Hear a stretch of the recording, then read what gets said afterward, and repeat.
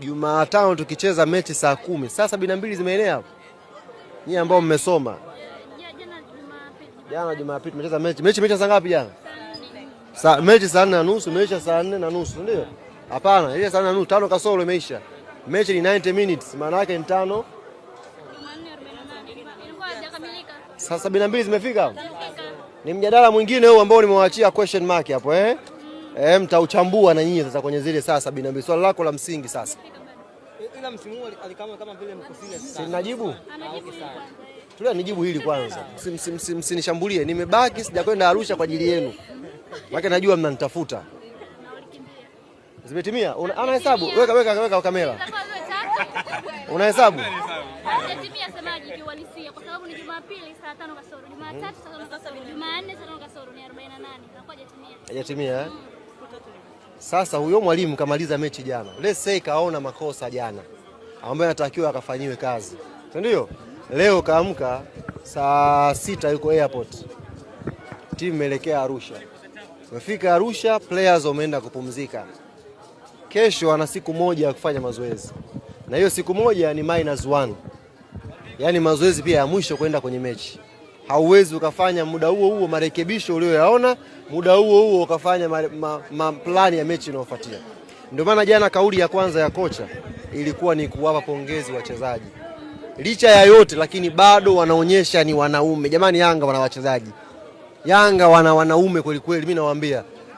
Yaani Yanga wana wanaume, Yanga tulisajili watu, mimi nawahakikishia.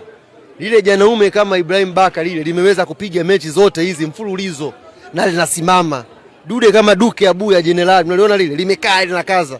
Haki ya Mungu angepitia wachezaji wengine hawa, mngeona mambo mengi sana. Yaani tuna wanaume kweli kweli. Unaona yule Max anapiga kila mechi. Kila mechi anatwanga. Na bado timu iko very strong.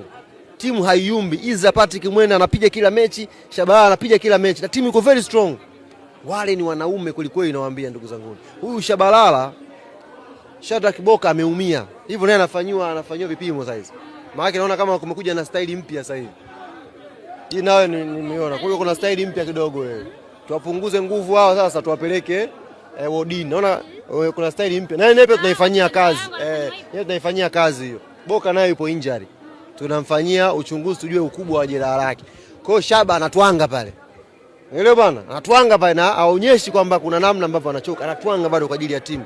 Ndio maana jana kocha kauli ya kwanza pamoja na yote tumecheza dhidi ya timu bora ambayo imeweza kutupa ushindani.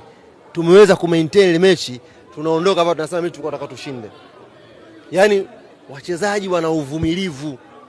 Ligi sinachezwa hii.